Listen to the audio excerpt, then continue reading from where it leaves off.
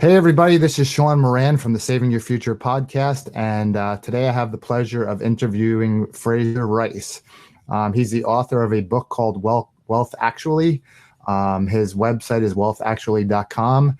And we have the pleasure to have a conversation and a dialogue with him around his book, how he got started in entrepreneurship, what that book meant to building his business as well.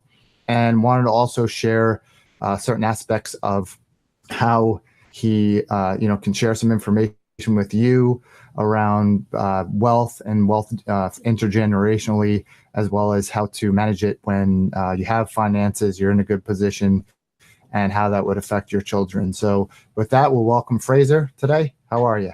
Sean, thanks for having me on. I'm terrific. I'm a little sweaty. I just went for a run, so I apologize to your audience already. Hey, that's okay. It's all the human aspect of it.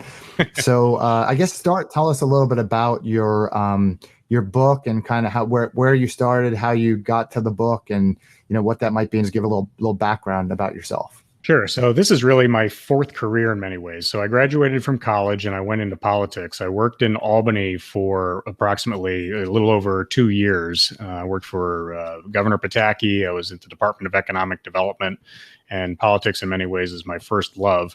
I got into that, had a good experience there, but I didn't want to be a civil servant my whole life. So I did what most lost souls do, and I went to law school. So I went down to Emory down in Atlanta, and I had a variety of really good experiences there. I got to my third year in law school, and I was working for the Fed. Nice people, and Atlanta was a great spot, and interesting type of legal work. But I said, if this is as good as practicing law gets, it's probably not good enough for me. So I kind of mentally flipped the switch there and said I wanted to do something else. I graduated from law school and passed the bar. I practiced for a couple of years. In the meantime, I'd been writing and doing some other media types of things on the side, which is something I'd always liked to do. I met a fellow by the name of Tony Guernsey and got involved with private banking, and which sort of took care of the banking law interest.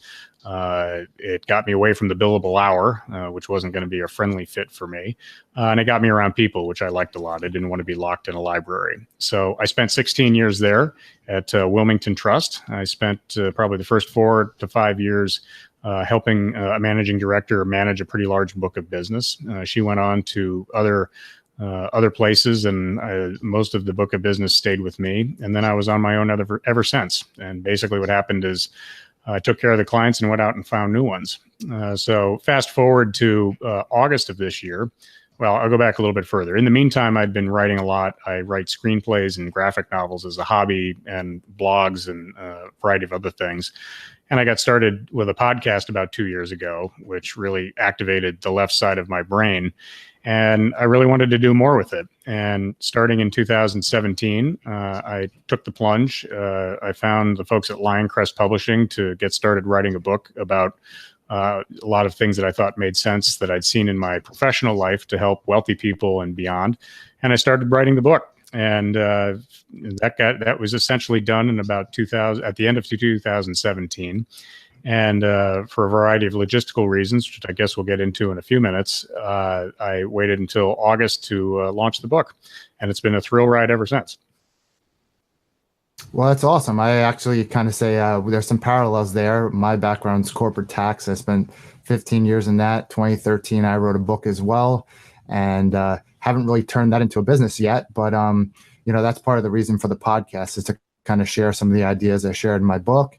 And obviously, our books are definitely different, and would love to hear a little bit more about the logistical side of that, and where that brings you to at this point. Yeah, so the logistics were important to me, and one area where Lioncrest was really helpful was the fact that I had pretty much total control of my timeline. And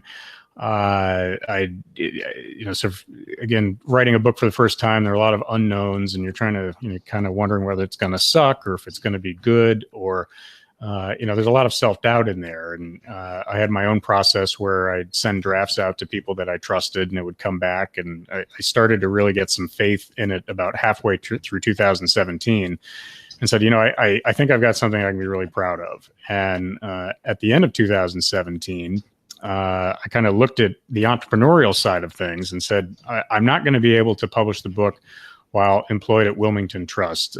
From a compliance perspective, from a branding perspective, it was just going to be too tough to educate them to think that it would benefit them. And so I said, okay, so this is going to be on my own. I'm probably going to have to do it not employed there. What am I going to do to set myself up so that I had some wiggle room financially to be able to give this a real go, and to turn parts of this into a little bit of a business and give myself options going forward? I had thought, from 16 years at a bank, you can either be moving up the management ladder, or, they could be very happy having you in one particular function. And I think I sort of fell on the latter. I was in, I would say, brand and job description jail. And the book was in some ways a good way for me to break out of that.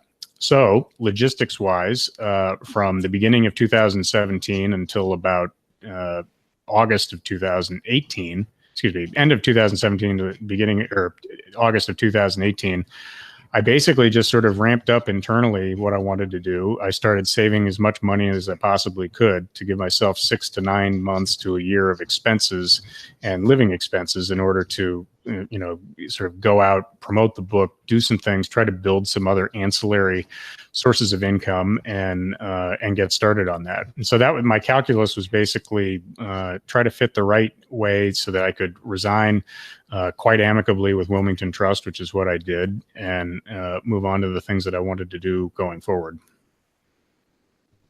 Well, that's great. I definitely like when you were saying about the saving up, and that's kind of, synchronous to me, because, within one of the things I tell people both on the entrepreneurial side is you need to be prepared that money isn't going to be flowing necessarily right away. So make sure that you have the finances to see it through. Otherwise, you may have the greatest thing, might have the greatest book, widget, whatever it is, but if you can't carry that through, during the lean times, you'll end up in a situation where you have to go back to, what you were doing before. So I see, like, from the book, it says wealth actually, intelligent decision making for the 1%. So it sounds like an interesting niche. So the 1%, is that kind of like the quote unquote 1% that we hear, like kind of the wealthiest 1% in the country? And talk a little bit about that. Yeah. So the 1% is what I know. My job at Wilmington was to take care of wealthy clients, sort of diagnose their needs, and try to figure out solutions for them, hopefully with sort of Wilmington Trust capabilities.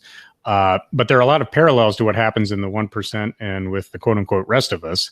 And part of, I'd say the book is somewhat unfortunately titled, in the sense that I wrote about what I knew, and it's sort of an interesting niche. But a lot of people have commented to me that, geez, I'm not in the 1%. Is there anything I can get out of the book? And my answer is yes, absolutely. I think there are a lot of concepts that resonate, that would be very helpful. Among them are, I sort of go through a whole litany of things as to sort of diagnosing how much that you cost. And many times one of the real threats to somebody's financial situation is when they overspend, or when they get over their skis a little bit as it relates to financial commitments that they take on. Another form of another threat to wealth is lack of communication within the family. I can count on, both hands, both feet, and probably a few other appendages, the number of families that have had real destruction in their wealth because there's been infighting. And many times that's been from a lack of communication from the get-go as to what really what the plan of the family is, what the values were meant to be transferred to the next generation, not just monetarily, but, if there's a sense of entrepreneurism or philanthropy, or, if some people have abilities and others don't, they got a culture where they take care of their own, that type of thing. And when you don't have that transferred, many times you're sowing the seeds of discord going forward. And unfortunately, conflict is expensive. Mm-hmm. So that's definitely interesting. So I think the funny thing is that everybody wants to be the 1%. So are there things either in that, or what would you share with the average person, like you say, the rest of us, like us, that want to get there, or want to get to the top, or at least to the next level in our financial security? What would you kind of say are some of the things that the 1% do successfully that we can implement in our lives, and make that make our lives so much more financially secure? Sure. So I mentioned before, really having a handle on your spending and understanding what you have and what you have from a income generating capability, and what could cause problems for that. For instance, if you're an investment banker and you're used to making $2 million a year, but then you're laid off, how do you replace that if there isn't another investment banking job around the corner? By the same token, if you're a first round draft choice and you were going from sort of a college lifestyle, and now all of a sudden you're buying Lamborghinis and boats for a career that many times doesn't last much longer than a few years, if at all. Those are the types of pitfalls that I think are scary. I think the other major thing that wealthy people have a real good handle on is the power of compounding. And best illustrated by saying, okay, if I've got a certain long bandwidth of time and I'm able to earn interest over that time, you can get geometric returns on that front if you save. By the same token, if you put that in reverse and you borrow and you don't pay off your debt, you could end up with a big liability going forward that's more difficult to service later on. Especially dangerous as you near retirement and you're trying to save as much and generate as many assets as you can that you can live off of when you're not working or able to work going forward. Excellent. So I know I'm looking at your website and it says with the right knowledge, planning, and guidance, you can preserve your assets and enjoy them. So what are some ways that or techniques that you suggest to the average person to help plan and basically preserve their assets? Is that necessarily for just the wealthy, or what would you suggest to the average person or to the 1% that is watching? What's the best way to essentially preserve your assets? Well, one of the best things you can do, I think, is make sure you think about saving for retirement longer term. Once you retire, there's no way to really refill the bucket. When you're done working, you're done working, and there's very little way to come back from that unless you win the lottery or something like that. And winning the lottery is not a plan. And so, one of the simple things I would say for those in the non 1%, but even the 1% too, is to make sure that you have your post-working days funded to the extent you can. That can be, making sure you max out on your 401k and using that in conjunction with the power of compounding, letting time work for you. If you can save a lot early, it's going to make your retirement situation a lot easier later on. You will have built up the assets to live off of when the time comes when you don't have it. I would also say, I think there are thinking about the different goals in your life that you want to save for is a good idea. Whether it's buying a house, paying off your student loan debt, as you move up in assets, paying for educations, paying for weddings, paying for kids' houses, paying for your own sort of fun retirement needs and so on. And then as you go further up the ladder, paying for the legacy when you're no longer here, whether you're, giving money away to your kids or giving money away to the philanthropies you care about, or your other causes. That's the type of thing that I think that thinking about that and sort of sequestering pools of money and saving for it is a good way to make sure that you do it, as opposed to just sort of hoping and assuming that there'll be a pot of money there. If you sort of sequester your goals and sequester your savings around the goals, it's more likely that they'll happen. Well, I think that's really powerful. I think that's probably one of the things that most people don't do, right? Is kind of set up, as you're saying, like kind of create buckets of funds and say, hey, I want to do this with this amount of money and this with this amount of money. Obviously, if you're wealthy, it's much easier to do than the average person. But, I know for myself, I can easily, the first thing I wanted to tackle was 401k, put as much as I can and keep increasing that. But then other things, like you said, like philanthropy. Obviously, people that are wealthy definitely find, things that they want to do. And to me, that's important too. So I love that you're talking about that. What are some of the things that, when you're saying you're building a business around the book, what are some of the specific things that you're looking to do? And, what kind of clients or what kind of people would you be interested in working with? So if somebody's watching this, they say, hey, I want to talk to Frazer because I think he can add value for me. Who are those people? Sure. So, so when I left Wilmington Trust, there are a few clients that sort of keep me around in the sense that they want me to help around qualitative or fiduciary issues. How do I think about trusts, or how do I think about my kids? And so I do a little bit of work around that. I work with a lot of different advisors now, trying to get them to think intergenerationally. And I think many times in the investment management business, people are very focused on the client, and rightfully so. The big glaring statistic is that, and I forget the exact number, but I think it's 85% of kids replace the financial advisor that their parents had.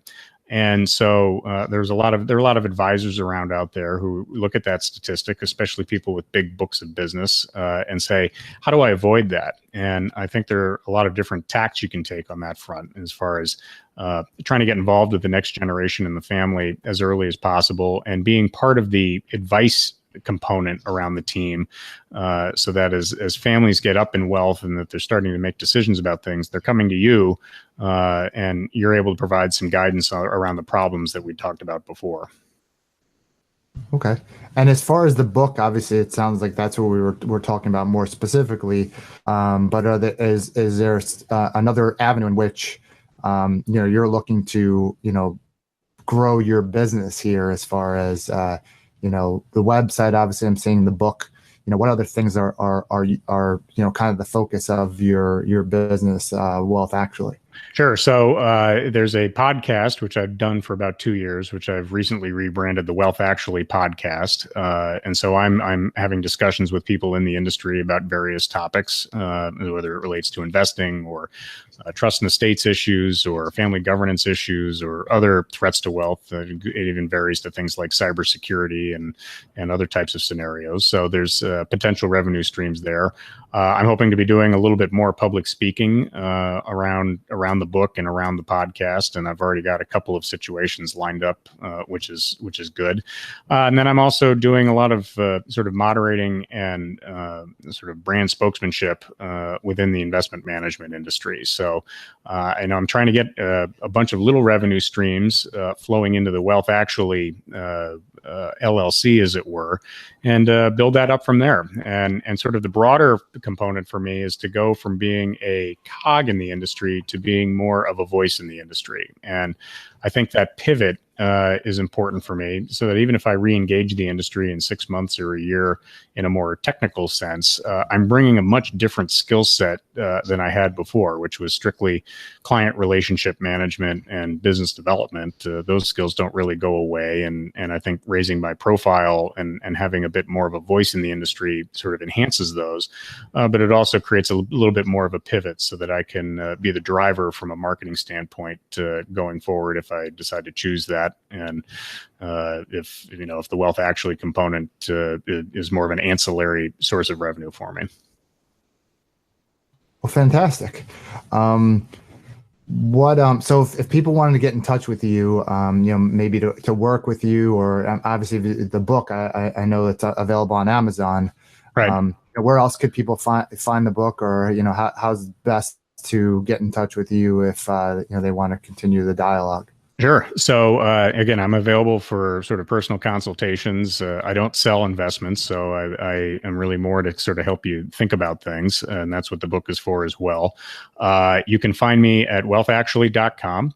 You can find me at frazerrice.com. I have my personal website, and that's where my podcast hovers.